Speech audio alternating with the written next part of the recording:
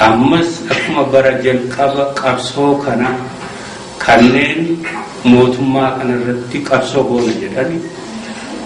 duula fakkaataa warra kameessoon itti gaafa jalqaba bilisummaa Oromoo gadi uf dhaabu irratti banee jiru haadhallee addunyaa kanarratti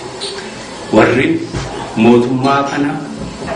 irratti qabsoo goona mootummaan kun abbaa irreetti faashistii jijjiiramuu qaba jedhanillee taargetii isaanii fi duulli isaanii adda bilisummaa Oromoo fi qabsoo bilisummaa Oromoo ta'ee mul'ata har'aa isa kana uummati Oromoo miseensota adda bilisummaa Oromoo uummata keenya ija qaroodhaan ilaaluu qaba jenneetti dhaamsa keenya dabarfannaa uummata Oromoo fi miseensota adda bilisummaa Oromoo.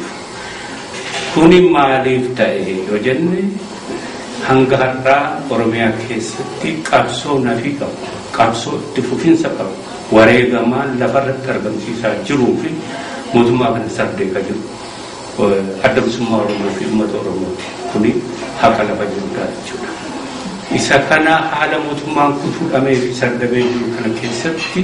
wareegama uummata kana butatanii deemuudhaaf ammas duulli isaanii fi qiyaafannoon isaanii adda bilisummaa Oromoo ta'edha. Isa kanaafis akkuma viidiyoo qopheeffatee deeme warri kaanis jaarmeen akkasii hawwatuudhaa fi bittinlatuudhaaf tattaafata gochaa jiranii isaan kana keessaa Gimboot 7 akka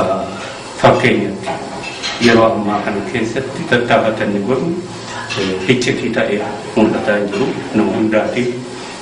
banaa mul'ataa jira jennee tamanna isa kanas akka irraa dhaabbatan yeroo adda addaatti jaarmiyaa kana qunnamuudhaan dhaamsa keenya dabarfachuu tattaafanne irraa haa ta'uti gaaffii uummata Oromoo fi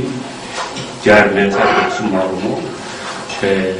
kabajaa kennuu hin barbaanne tattaafata isaanii kun hin dhaabbanne itti fufee jira isa kana. Kanaaf duula qabsoo bilisummaa Oromoo fi adda bilisummaa Oromoo irratti jiru akka qaroo ofirratti tiksaa kuni garuu booda osoo hin deebisne gara ufinnuu mil'achiifne qabsoon keenyaa fi falmaan keenya lafarratti dhugaarratti Oromiyaa guutuu irratti tokko karaa waraana bilisummaa Oromoo lammata immoo karaa uummata Oromoo fi addatti immoo dargaggoota qeerroo kan ta'aa jiru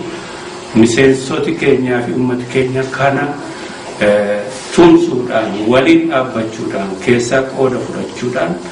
jaarmiyaa isaa tikfataa gara galiisaatti akka tarkaanfatu qofa irratti fuulleeffatu dhaamsa koo dabalata dabarsachuudhaan fayyaa ta'a